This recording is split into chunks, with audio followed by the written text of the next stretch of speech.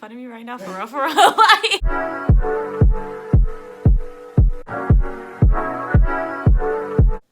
y'all want to say a magic trick? I'm gonna show y'all. I like this. Hey guys, it's Amaya, and I'm back with another video for you guys. And in this video, I will be doing an educational tip series. You know, this will be part 1 of the series. It'll focus on like your last 2 years of high school. And I just wanted to give out tips that I wish someone would have given to me as a high school junior or senior. So I just wanted to do that. So tip number 1 that I have for you is that to stay on top of your grades.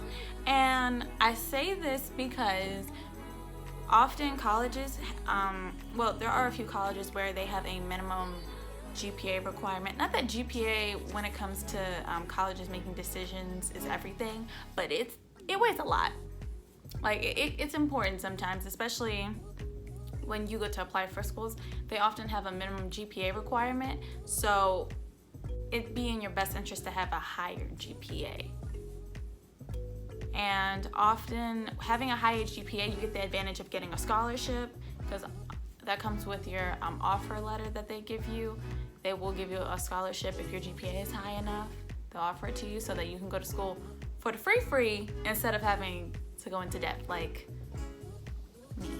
Let me stop. But yeah, no, but you can get a scholarship and you won't have to worry about paying back student loans. And that's why I would say it's important to stay on top of your grades, as well as applying for scholarships too. Often they have GPA requirements, and for that I feel like that's another reason why you should stay on top of your grades. Just stay on top of your grades, period. It's important, especially with graduation, because often they give you cords for having a high GPA as well. So stay on top of your GPA, okay? With applying for colleges, applying for scholarships, graduation, you know, you want to have the best GPA. So then, like college, you're more competitive when colleges look at you. My next tip, so tip number 2, is to get to know your faculty and teachers better.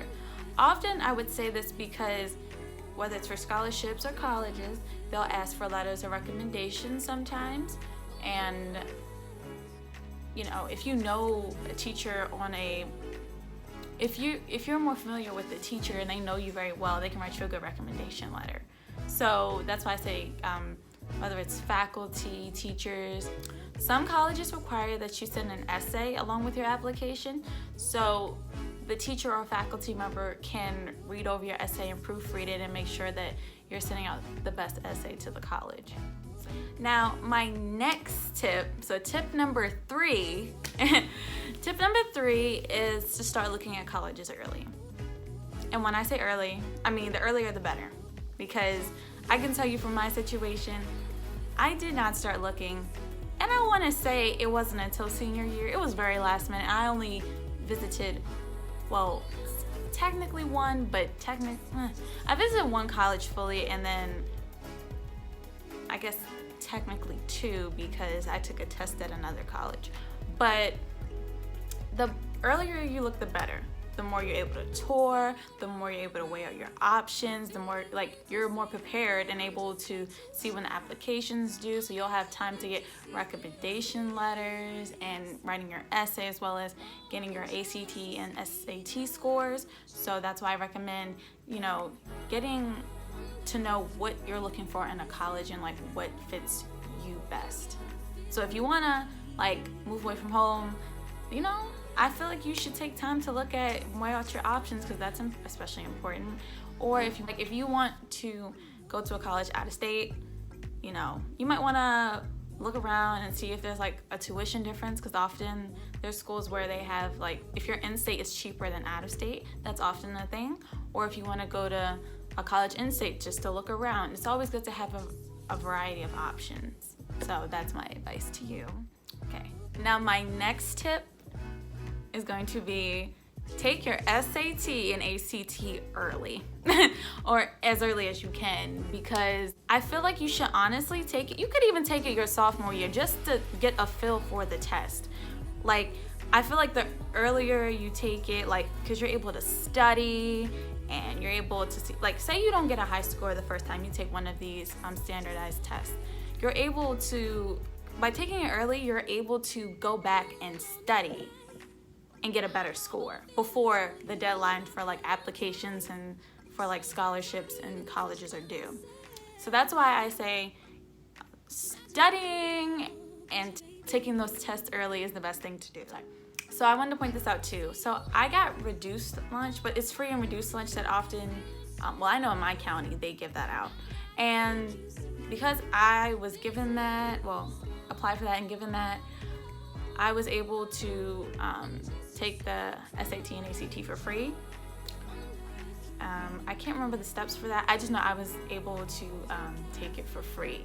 So I believe there might be programs where if you qualify for them, they'll pay for you to take the standardized test. Because I took the ACT and SAT and I got free and reduced lunch, I received application waivers. I believe I received 3 application waivers, which meant that I didn't have to pay for my college applications. So that was nice. So I honestly would check into programs because it often says it on the websites where if you qualify for certain programs, you're able to get like an application waiver. So I would definitely look into that as well, because if you don't have to spend the money, don't do it. Okay, tip number 4 is to join extracurricular activities. And I'm saying this because sometimes colleges want resumes, or they'll actually ask you about what extracurricular activities you were doing in high school because they want to see if you were involved.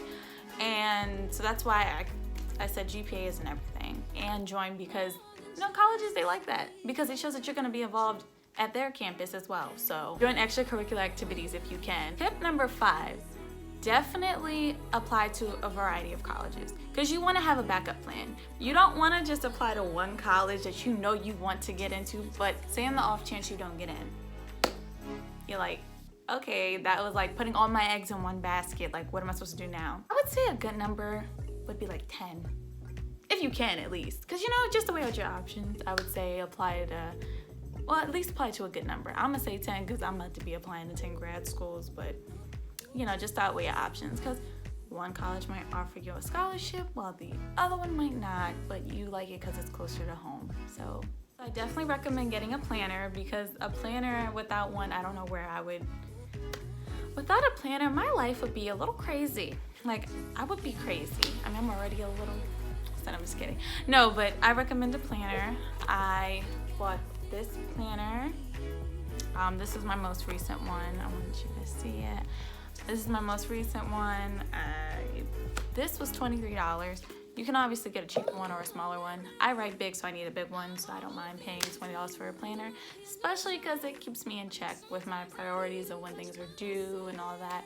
So I definitely recommend getting a planner, whether you're in high school, college, I would just recommend. So part 2 of this video is going to focus on mainly your senior year with applying for colleges and all that good stuff. So that's in part 2. I hope you guys like part 1. So my educational tips series is going to be a part of my channel.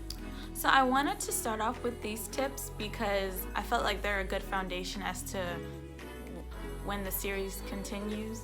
Don't forget to hit that like button and subscribe to my channel so that you're able to see when I post more videos. So have a good one, okay?